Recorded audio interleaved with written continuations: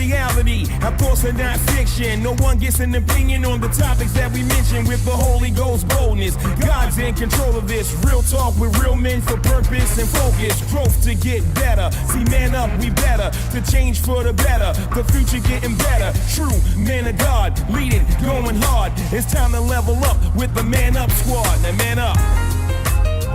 You got this. M-A-N-U-P. Man up.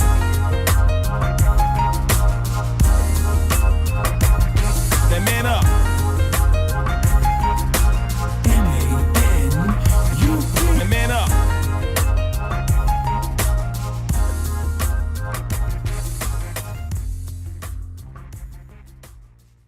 Hey everybody, thank you for joining us. Please take this time to share, to contact someone and let them know that Man Up is on social media. We're so glad to get back together. Thank Ella Warren for his standing in my stead a couple of weeks ago.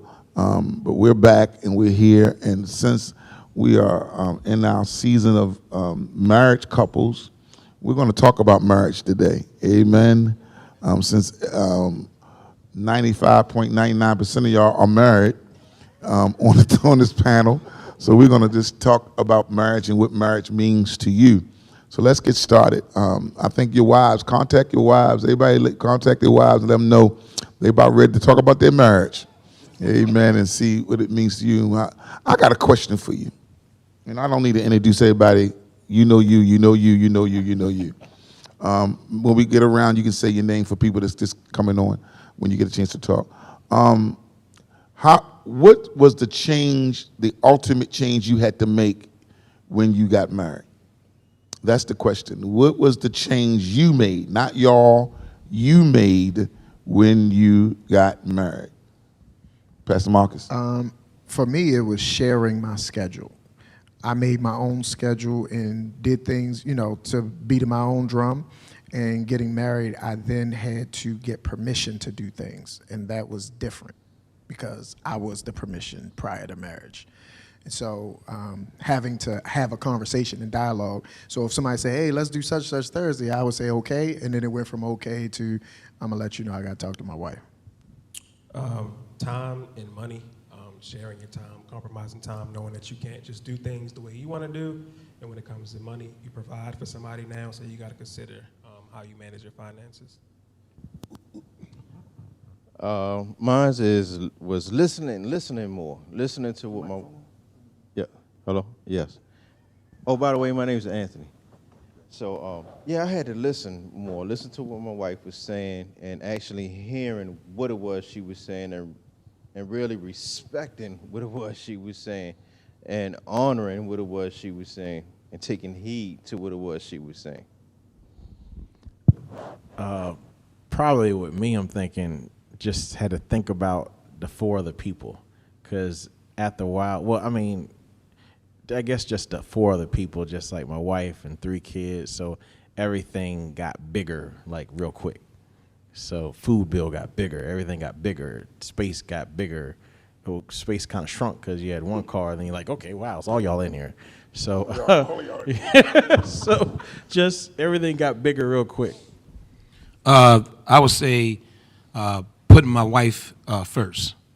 Putting my wife first, and like always hanging out. So back before I got married, we used to do this thing called broming, riding around in the car, burning gas for no reason, just riding around in the neighborhood. 35 cents.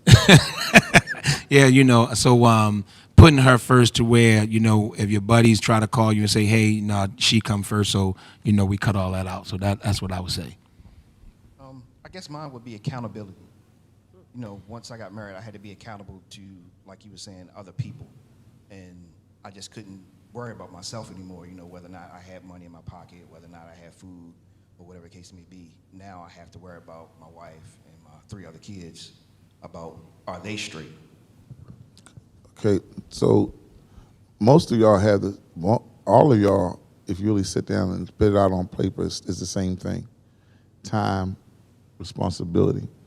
My question to you today is, what did you had to adjust to?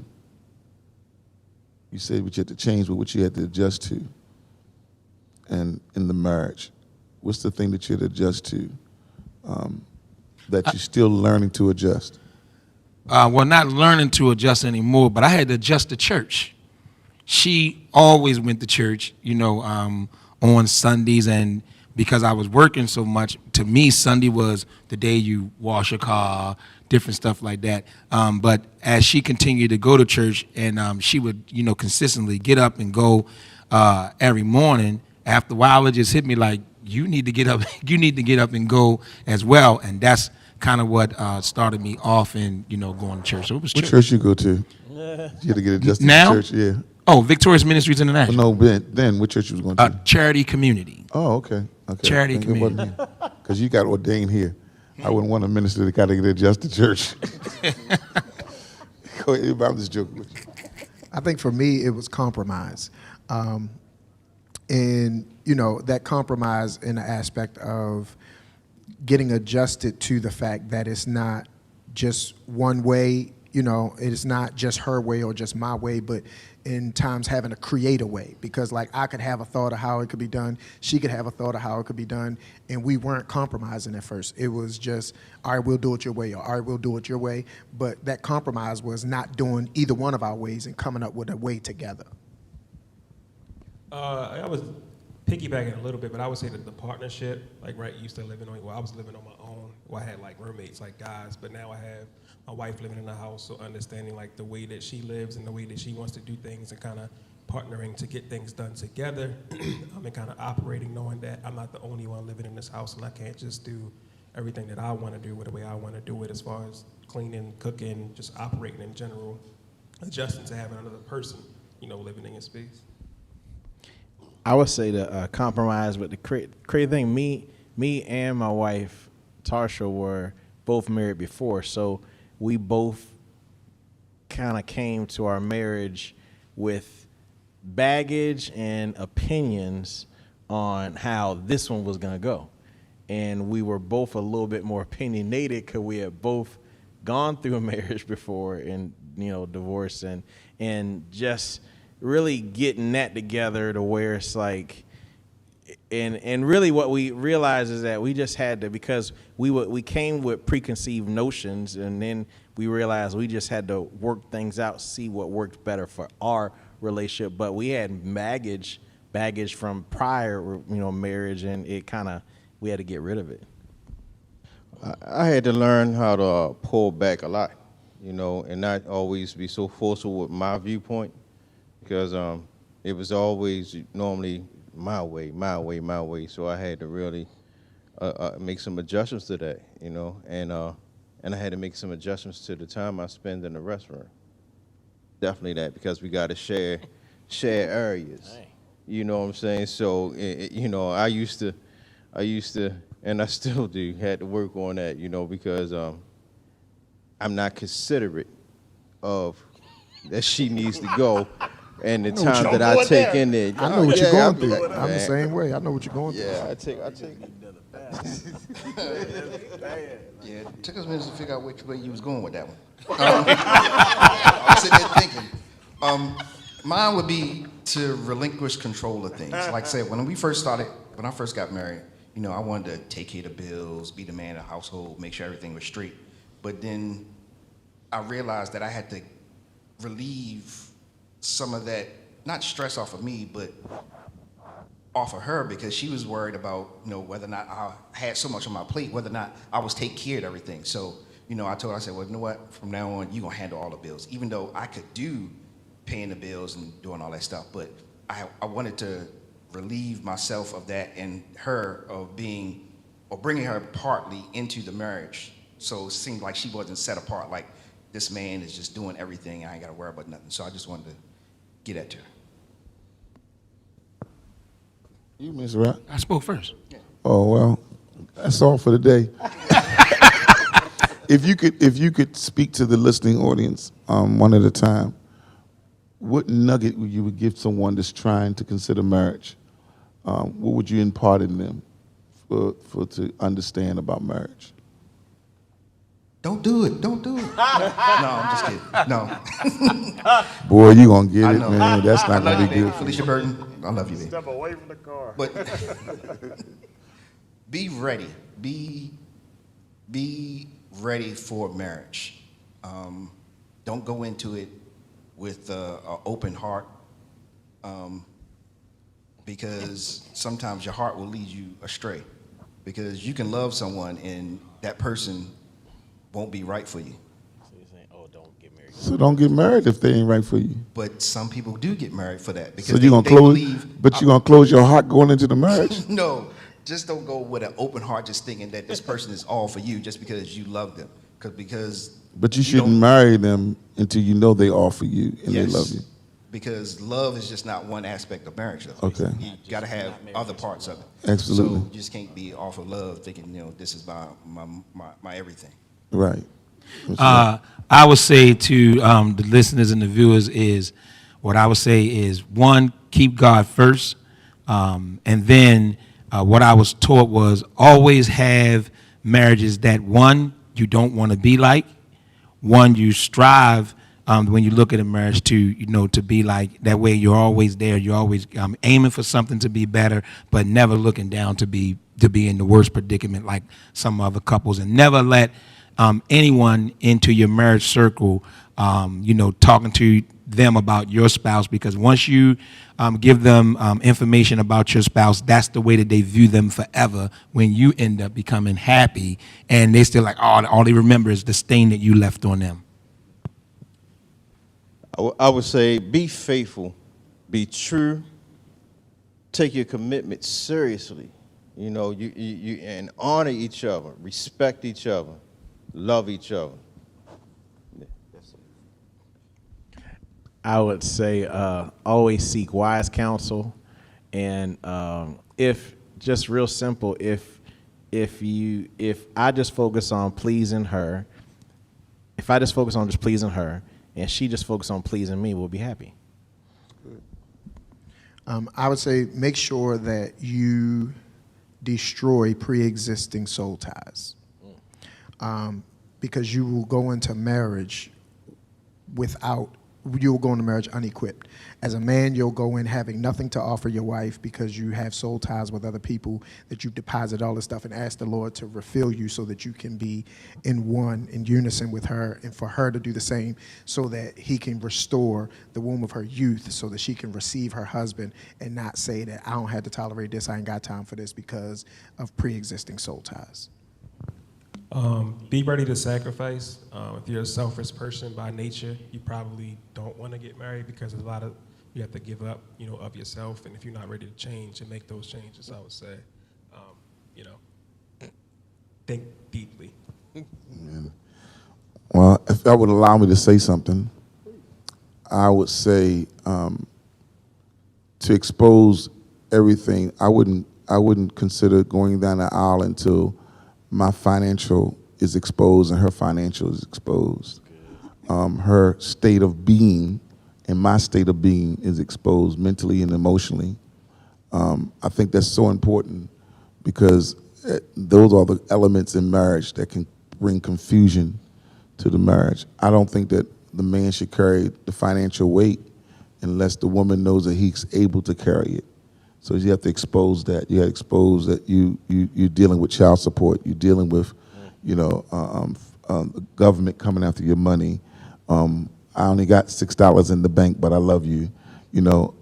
Those things need to be exposed, not pretend you have everything together, and then she gets in the marriage, or you get in the marriage and realize that nothing is put together.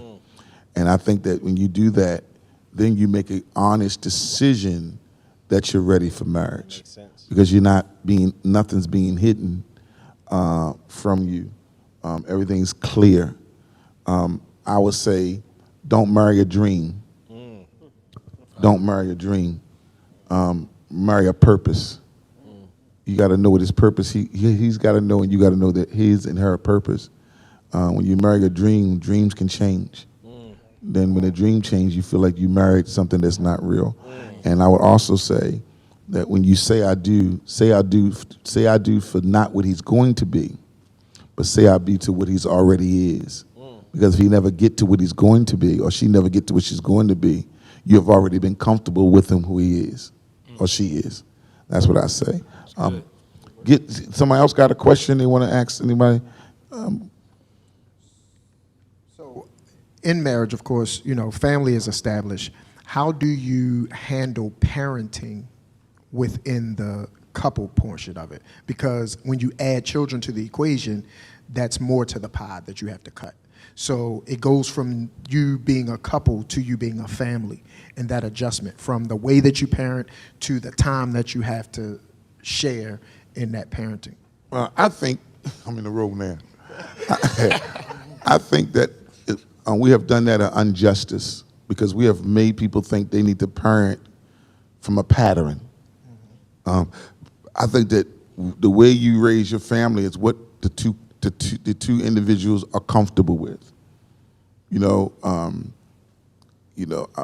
you have a husband and you comfortable with you changing the baby and you being a part of the nourishment of the baby, and he's a part of providing, and that role is comfortable in both parties. I don't think someone outside shouldn't be like, he don't never change the baby. He don't never, whatever makes your family comfortable.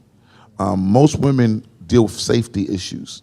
So they don't, especially if it's a female baby, most women are really concerned that the babies, even though it's your child, they're really concerned that that child is not totally exposed to you because she's a woman, a girl or a woman to them. So the balance of what family is, I think most people have problems with their marriage when it comes to raising children because they have the ear of other people's views of what it should be. And marriage has pressure to it. Raising children has pressure to it because your girlfriend or your boyfriend see you have pressure in the role you play in that marriage, raising that kid.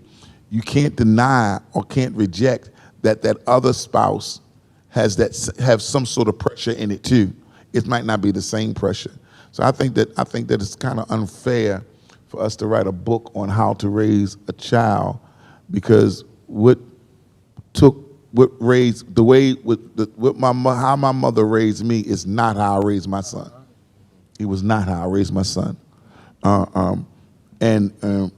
So far it works. You know what I mean? So you can't, the way Pastor Marcus raises his girls is not the same way you're gonna raise your boys. Ain't that something? Y'all got girl boys. So it's not gonna be the same. The same way you raise your blended family, it's not gonna be the same way Mr. Rock raised his blended family. It's not gonna be the same, but we have portrayed in people's mind that it's only one way. Right. And the way is what they think. So I think that's unfair. Y'all can get your point in. I would say share it together. So like for us, like let's say my little one go to school. So it shouldn't always be mom take her to school, mom take her to school. I think it's important that the teachers or whoever it is see that she has a father, that the father comes to events, different things like that. Going to the doctor. Now, this is something funny because, I learned that the ladies, they know birthdays click, click, click, just like that. For me, I might got to write it on the pad if it's, I'm taking 2, 3 of them to the doctors at one time because they're more quicker with it. But as long as I got the information, I know what to do at the doctors, because one time I was going to get, I was going to get it tattooed on me so I never forget. You know what I'm saying? It's crazy as that might sound, but I decided, let me just write it down. You know what I mean? So when I get there, I agree with you, but I think it's gotta be, everybody have to fit. You have to fit everybody. Everything doesn't fit everybody, I think that if the teacher never sees you at the school, they see the standard in your child that there's a father in the home. You see what I'm saying? It's how your child presents themselves in the school that declares there's a father in them. No, they got a father. Because his name is Tyrone. We ain't never met him, but we know. We could be saying, my daddy named Mr. Tyrone, whatever. So, I think that you got to know that it fits. I think that we as on the outside have judged many people wrong in how they raise their children because we're trying to raise them from our own view. And like old people say, wait till you get one, then talk. Most single people have very critical opinions about how people raise their kids until they borrow one. And when they get one of their own, it is a whole different story. So it plays a major role. What the black team think? Yeah, I would say it definitely takes a whole lot of communication, compromising. You know, you have to sacrifice. So sacrifice now becomes more from not only just being married. You know, when you marry, you sacrifice one and another. But now you have a child involved, you got to sacrifice for that child. So now both parents are sacrificing, and then you had to communicate because one parent might not agree with the sacrifice the other parent's going to make for that child. You know, so you got to communicate what's going to be sacrificed for the child and what we're going to lose for the betterment of the child. You know, so you definitely need that, and that's important. For the child's sake, you got to be a team. That's right. It's not going to work unless you're a team. If you don't become a team, then you'll start whispering to the child, which you don't like the other parent did. So for the sound check, you got to be a team, which means simply means to me, I don't always have to agree with it, but I got to go with it. So good. Because I'm on the team. Playing ball, I want to start, but they got me on the bench. So I don't have no attitude because I'm on the bench. I'm a team player. I'm a clap. I'm a scream like I'm a part of the game because I want to be on the team. So you gotta want the marriage. You gotta want the family to work. So because of that, you have to maintain a life of a team. So it's better to have private talks on the outskirt and say, well, I don't always agree with that, but we'll try it. And then go in with a positive attitude, not like, I told you it wasn't gonna work, and talk a quicker. You know, if not, then you're gonna bring division because a child draws to where their strongest energy is. Mm-hmm. Their strongest support. But if they look down the middle and say, Daddy and Mommy are speaking the same thing. So it's important that y'all speak as a team. And don't take power because you have it. Use power because you know what to do with it. See, don't be saying, because I'm the father, I said so. But if your say so has no experience, no knowledge, then you got to be a smart father and say, what did your mother say? You see what I'm saying? And vice versa, what your father say. You just don't take power because you have it. I don't care what your father say. I don't care what your mother say. No, we're going to be a team.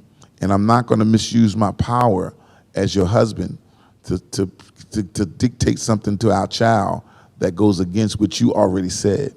You know what I'm saying? But also, don't make decisions that it's supposed to include me. If we get those things straight, we'll be an incredible team. Don't make decisions that's supposed to include me. Don't allow her or him to go over so-and-so house if I'm not included. That's right. And vice versa. You know, it's as simple as that. And we keep that pattern going as a team, things can really happen. You gonna say something? Know your strengths. I know when I got with Tarsha, because she had 3 kids from marriage and everything, and I wasn't used to any of it. So there were times when baby have a fever, and I'm like, oh, we got to take the emergency room. And she's like, no, you don't. And I'm like, no, we got to go to the emergency room. And I would overreact because I just wasn't used to it. That's a good word. And just after a while, I grew to where I would just value when she say certain things. Okay, I'll just because she got experience and they still living. You know what I mean? And not being the stereotypical role because I used to work a lot and I would be gone during the day. I was the one that got up with the babies. So I was the one that got up. I was the one that swaddled the baby. I was the one that would feed the baby in the middle of the night. Because she had the baby pretty much all day. So when I got home, I was the one taking care of the baby. So even to this day, if they have a nightmare, they'll come to my side of bed. They will not bother her. They will not bother her. So so they'll still come to me. So just know your strengths and play your strengths. So in saying that, don't panic. No. Don't be emotional with your decision making.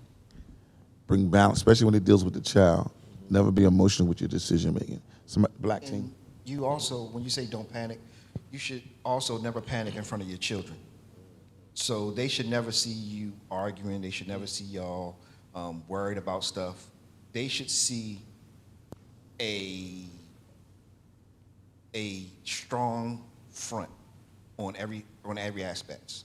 So it's not hard for kids to pick up on stuff because they know, they can see and they can sense when you stressing out, or just by your attitude when you come home. Because there'd be days where I had a bad day and I come home and, like I said before, I need to decompress. So I'll go downstairs to the basement, and my wife, she knows, she'll see me and she'll be like, give your father 5 minutes or give him 10 minutes. Let him get in the house good, or whatever the case may be. Because she knows that I can go from 0 to 100 real quick, especially with my kids, because you know how they are.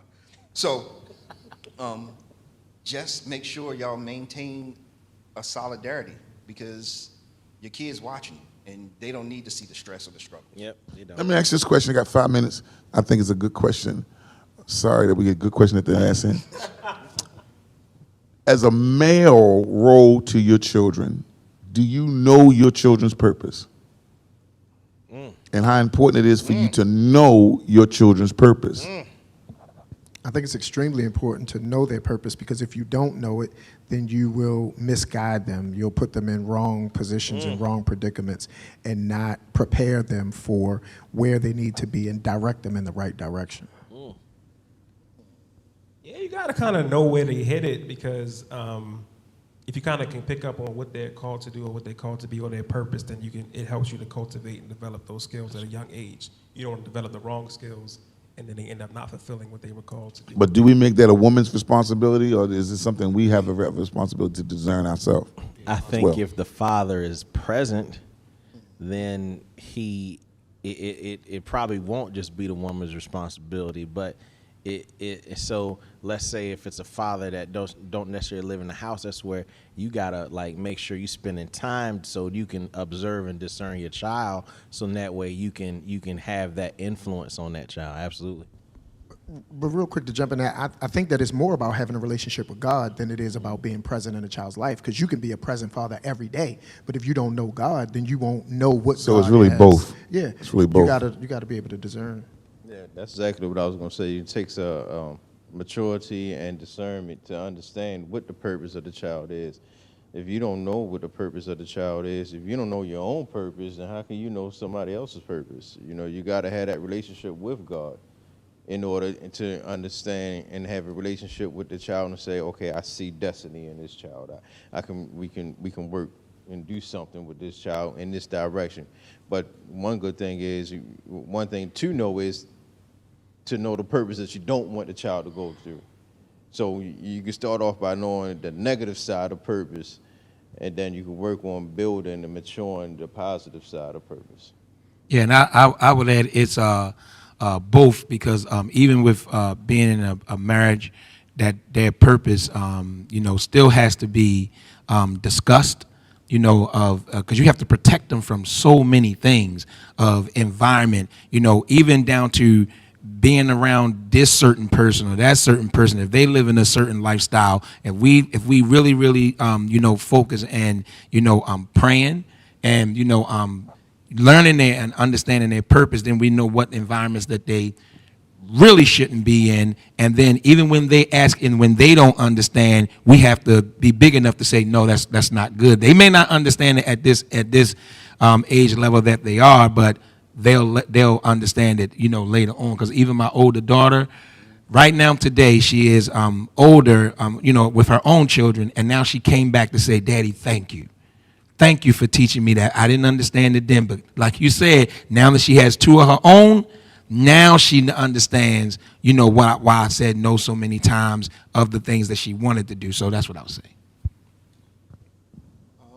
I guess I could say that you also have to take time in knowing their purpose, because my youngest son, Anthony, you can talk to him 2 times a week, and his dreams and desires will change. He wants to be a basketball player. He wants to be a cop. He wants to be a pilot. So you have to understand that at an early age, they're going to try and dabble in a whole lot of things. So that's when you have to say, like you said, you have to know your own purpose to know that as long as I stay with him, as long as I guide him, as long as I keep talking to him, as long as I keep throwing that question out, what do you want to do? What do you want to be? that eventually it'll click in their heads and they'll start going in that direction. Like my oldest, DeMarco, everybody knows he just wants to draw. He just wants to be an artist, some form of artist. So I don't know if that took him until his 16th year or when it actually clicked for him, but we also gave him a lot of things to do: play basketball, play football, do this, do that. Stuff, yeah. So you also have to know, take time, know your purpose, like you said, Anthony, and let your kids fall into that purpose. Well, like I said, time is running out. We got to close. But we want to thank everybody for being a part of this program, and please take some time to share this. We come on every week on Sundays at 3:30 to be a part of sharing our lives with you. Our time is up. God bless you. We'll see you soon.